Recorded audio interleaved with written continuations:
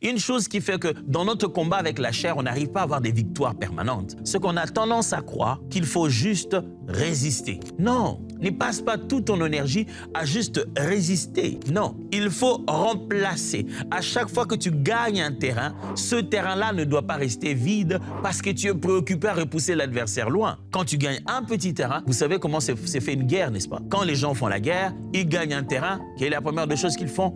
Ils vont faire hisser le drapeau de leur pays. Une façon de dire territoire conquis. Il ne s'agit pas seulement de résister, de repousser la chair, le monde, le diable. Il s'agit de proclamer qu'une terre est prise par Jésus.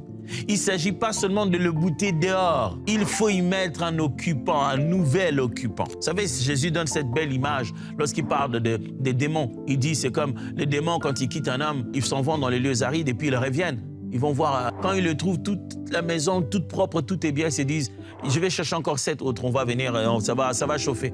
On va se faire une fête là-dedans dans sa vie. Et ils viennent plus nombreux et ils détruisent cette vie. L'état de cette personne devient pire qu'hier. Pourquoi? Parce que l'adversaire est parti, mais le territoire n'est pas conquis. Le renouvellement de l'intelligence est une chose importante. Il faut non seulement arrêter des habitudes, mais il faut arrêter une façon de penser. Pour arrêter une façon de penser, il faut adopter une nouvelle façon de penser. Quand vous dites que vous avez changé, savez-vous ce que vous avez fait? Vous avez abandonné une façon de penser et vous avez adopté une autre. Vous vous êtes dit, moi, désormais, je ne réfléchis plus comme ça. Je réfléchis de telle manière.